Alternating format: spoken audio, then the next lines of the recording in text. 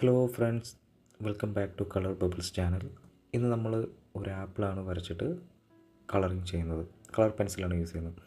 ആപ്പിളിൻ്റെ മുകൾ ഭാഗത്ത് നിങ്ങൾ ശ്രദ്ധിച്ചിട്ടില്ലേ, അതിൻ്റെ ആ തണ്ട് വരുന്ന ഭാഗം അവിടെ ഒരു കുഴിയായിരിക്കും. അപ്പോൾ അതുകൂടെ നമ്മൾ മാർക്ക് ചെയ്ത് നല്ല 3Dയിലാണ് ചെയ്യാൻ ഉദ്ദേശിക്കുന്നത്. എന്നാൽ മാത്രമേ അതൊരു ആപ്പിളിൻ്റെ ഒരു ത്രിമാന രൂപം നമുക്ക് വരുള്ളൂ.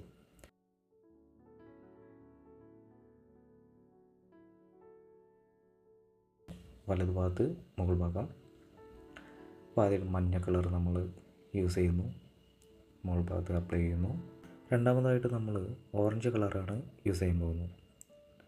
അപ്പോൾ ഇവിടെ നമ്മൾ ശ്രദ്ധിക്കേണ്ടത് കാര്യം, നമ്മൾ കഴിഞ്ഞ ക്ലാസ്സിലെ മാങ്ങയ്ക്ക് ചെയ്ത അതേപോലെ തന്നെ നമ്മൾ വരച്ചിരിക്കുന്ന ഡ്രോയിങ് എങ്ങനെയാണോ അതിനനുസരിച്ച് വരയ്ക്കണം നമ്മളെ കളർ ചെയ്യുമ്പോഴുള്ള ആ മൂവ്മെൻറ്റും.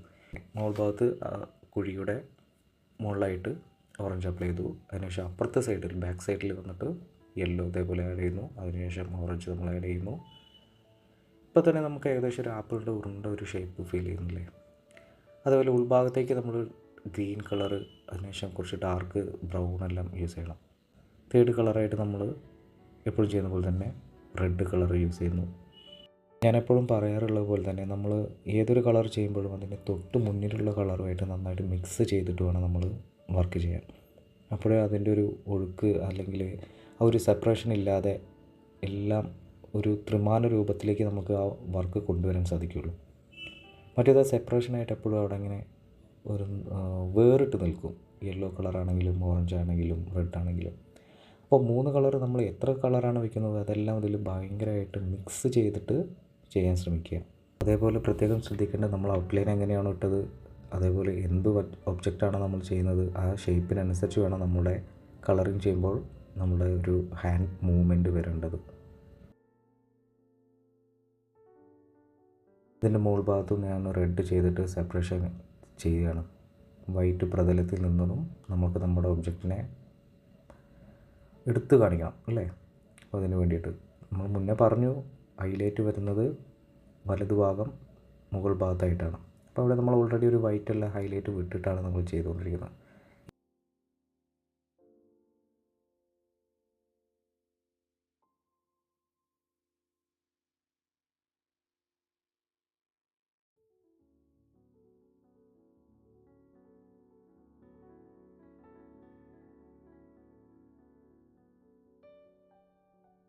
ഇവിടെ അതേപോലെ തന്നെ ശ്രദ്ധിക്കേണ്ടത്, നമ്മളെ കുഴിയുടെ ഭാഗം ചെയ്യുമ്പോൾ അതൊരു കുഴിയാണ് നമുക്ക് മനസ്സിലാവണമെങ്കിൽ നമുക്കവിടെ ഡാർക്ക് വെച്ച് ഗ്രീൻ ചെയ്തു, അതിനുശേഷം ബ്രൗൺ ചെയ്തു, ആ ഒരു ഡെപ്ത് നമുക്ക് ഫീൽ ചെയ്യുന്ന രീതിയിൽ വേണം നമ്മൾ ചെയ്തിടുക. ഇവിടെ കൂടുതലായിട്ട് നമ്മൾ ശ്രദ്ധിക്കേണ്ടത് ആപ്പിളിൻ്റെ മുകൾ ഭാഗത്ത് വരുന്ന ആ കുഴിയുണ്ടല്ലോ, അതിൻ്റെ ഒരു ഡെപ്ത് ഫീൽ ചെയ്യിക്കുന്നതാണ്.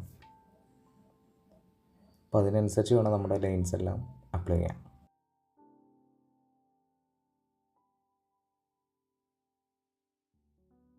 തണ്ടിന് നമ്മൾ മഞ്ഞ, അതിനുശേഷം ഓറഞ്ച്, ദെൻ ബ്രൗൺ ആണ് ആഡ് ചെയ്തിട്ടുള്ളത്.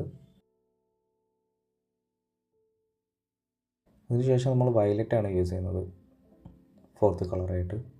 അതേപോലെ വലതുഭാഗത്തു നിന്നാണ് ആ ലൈറ്റ് വരുന്നതുകൊണ്ട് ആ തണ്ടിൻ്റെ ഒരു ഷാഡോ ആപ്പിളിൽ പ്രതിഫലിക്കും അല്ലേ. അപ്പോൾ അതുകൂടെ നമ്മളവിടെ അപ്ലൈ ചെയ്തിരിക്കുന്നു, അവിടെ ചെയ്യുകയാണ്.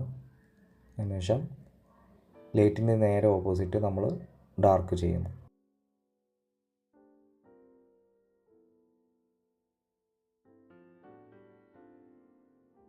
മുകൾ ഭാഗത്ത് ഞാൻ കുറച്ചുകൂടെ യെല്ലോ ആഡ് ചെയ്യുകയാണ്.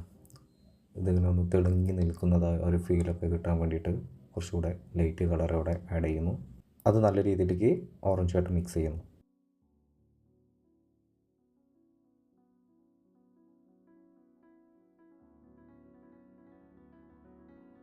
ഇവിടെ ലാസ്റ്റ് ഞാൻ യൂസ് ചെയ്യുന്നത് വയലറ്റ് കളറാണ്. പക്ഷേ അത് പെൻസിൽ പിടിച്ചിരിക്കുന്ന വിധം നിങ്ങൾ ശ്രദ്ധിച്ചാൽ മനസ്സിലാവും.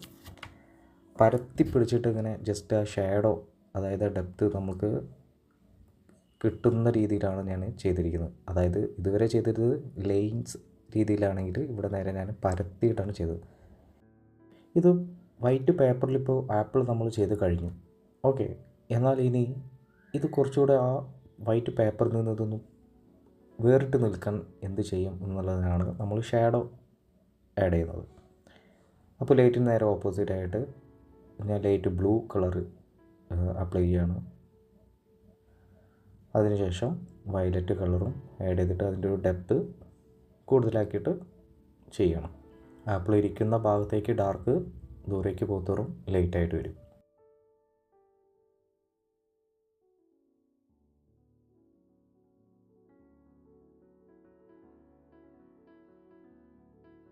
കൂടാതെ ഗ്രീൻ കളറ് ബാക്ക്ഗ്രൗണ്ടിൽ ഞാൻ ആഡ് ചെയ്യുകയാണ്.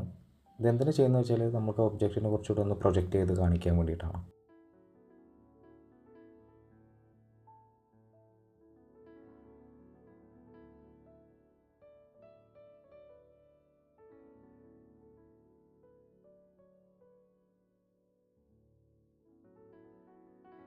അപ്പോൾ ഇതാണ് നമ്മൾ ഇന്ന് കംപ്ലീറ്റ് ചെയ്തിരിക്കുന്ന ആപ്പിൾ. എല്ലാവർക്കും ഇഷ്ടപ്പെട്ടെന്ന് വിചാരിക്കുന്നു. Thank you.